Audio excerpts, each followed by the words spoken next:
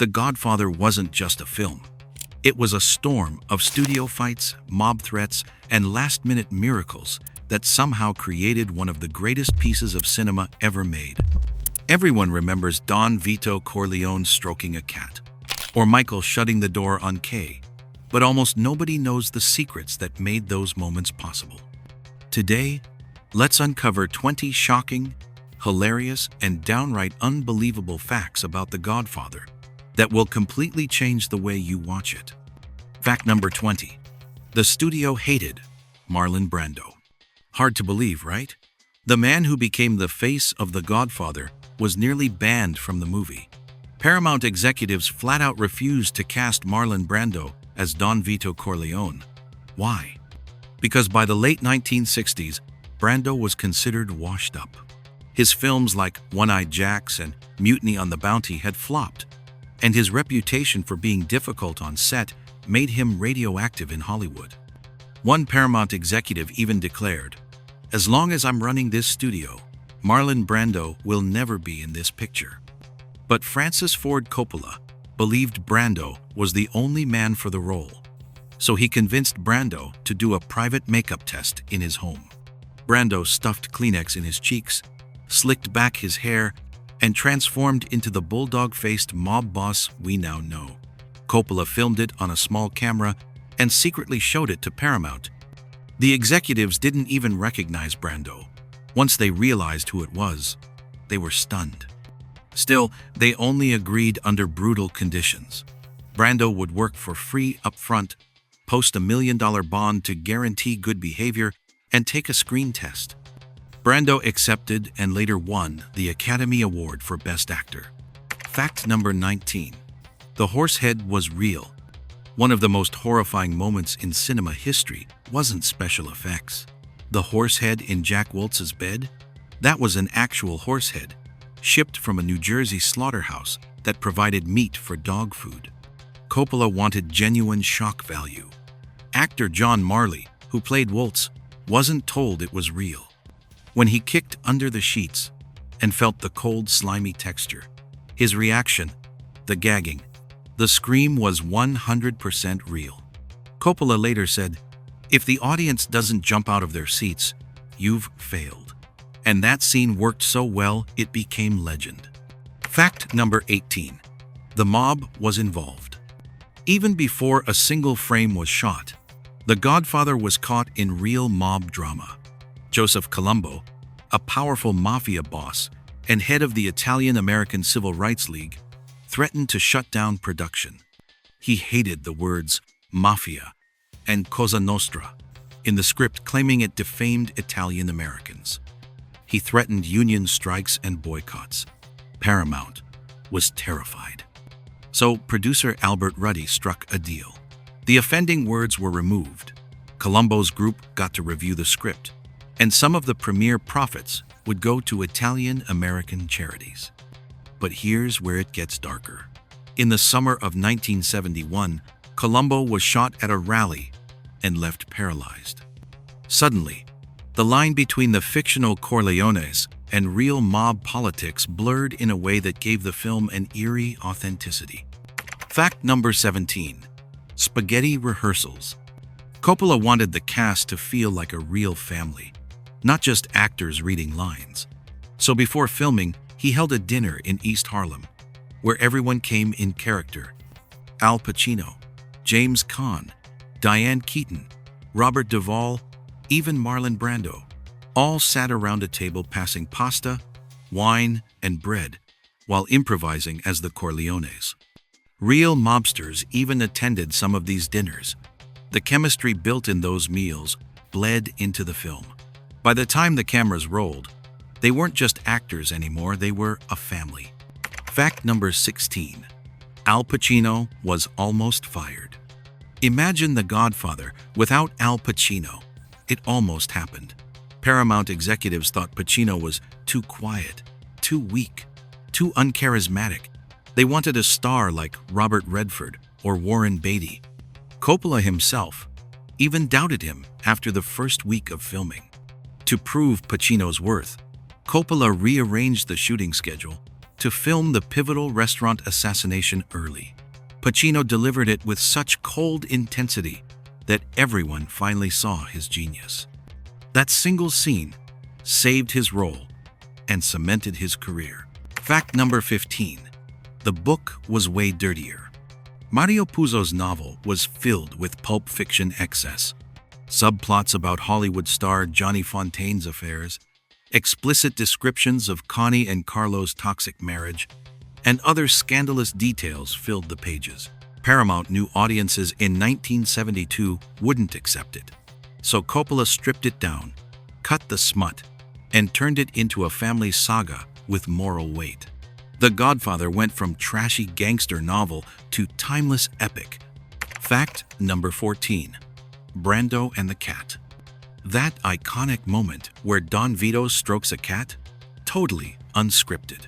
A stray cat wandered onto the set. Brando scooped it up and started petting it mid-scene. The purring was so loud they had to re-record his dialogue later. But the moment worked so perfectly it stayed, adding a soft, almost unsettling contrast. A ruthless mob boss, gently caressing a cat. Fact number 13. Coppola almost fired. Coppola wasn't safe either. Paramount executives hated his slow pace and ballooning costs. At one point, they considered replacing him. Coppola later admitted he felt like he might be fired every single day. His saving grace? Loyalty. The cast and crew stood by him. Even Marlon Brando threatened to walk if Coppola was fired. Once the executives saw the brilliance of scenes like Michael's transformation, they backed off. Fact number 12. Real gangsters gave their approval. To perfect the authenticity, Coppola studied real mafia bosses, like Frank Costello, nicknamed the Prime Minister of the Mob. Brando imitated Costello's slow, raspy voice. And it didn't stop there. Real mobsters began visiting the set. Some even approached Brando just to say, "You're doing good." For Brando, it was surreal. A fake mob boss being complimented by the real deal. Fact number 11. Brando didn't memorize lines. Brando thought memorizing lines killed spontaneity, so he used cue cards hidden all around the set. Words were taped to lamps, chairs, even actors' chests. That way, Brando always reacted in the moment, keeping his performance alive and unpredictable. Fact number 10. Oranges mean death. Look closely. Every time oranges appear, death follows. Vito buys oranges just before he's shot. There's a bowl of oranges before the horsehead scene. The symbolism wasn't intentional at first. The set decorator just liked the color contrast. But once Coppola noticed the pattern, he leaned into it, making oranges a subtle omen of doom. Fact number 9. Paramount wanted it set in the 1970s. Believe it or not, the studio wanted bell-bottoms, disco music, and modern cars. They thought it would save money. Coppola fought back, insisting the story had to stay in the 1940s and 50s. He won barely. That decision turned the film into a timeless period piece instead of a dated 70s gangster flick.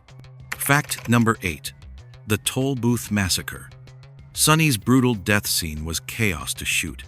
James Caan wore over 100 squibs, tiny explosive charges simulating bullet hits.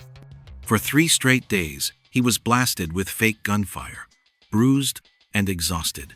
Every squib had to fire in perfect sync with the camera and sound effects. One mistake meant starting over. The result? One of the most unforgettable death scenes in film history. Fact number 7. Robert De Niro auditioned for Sonny. Long before he played young Vito in The Godfather Part 2, Robert De Niro auditioned to play Sonny Corleone. His screen test was ferocious, snarling, intense, but he lost out to James Caan.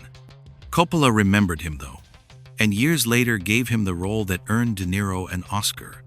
Fact number 6. Brando refused his Oscar.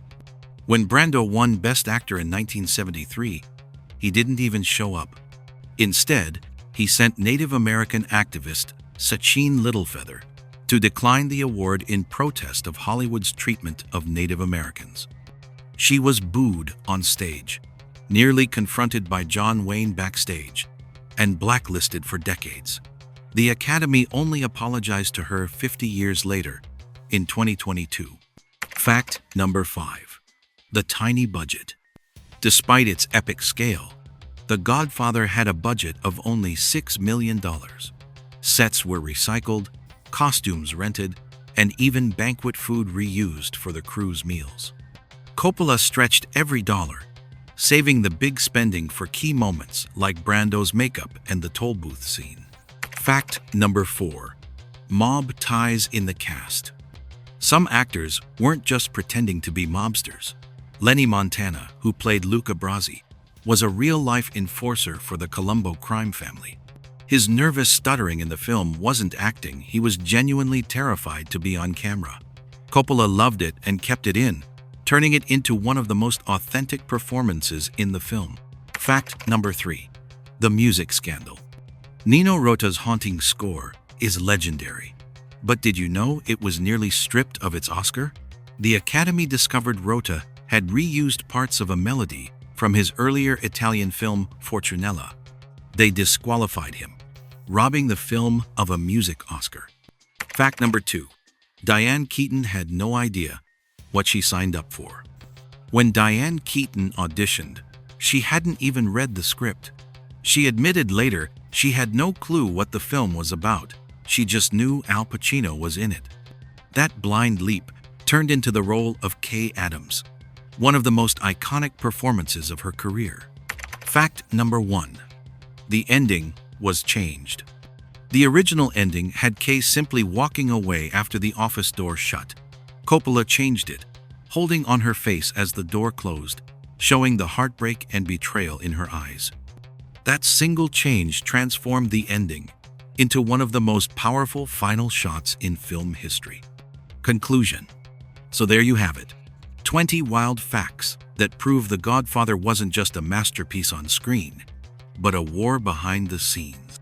From real mob interference to stray cats and real horseheads, the making of this film was as dramatic as the story it told. And maybe that's why it feels so authentic, because in some ways, it was real. Which of these facts surprised you the most? Let me know in the comments. And if you loved this deep dive into cinema's greatest gangster film, don't forget to like, share, and subscribe for more untold stories of Hollywood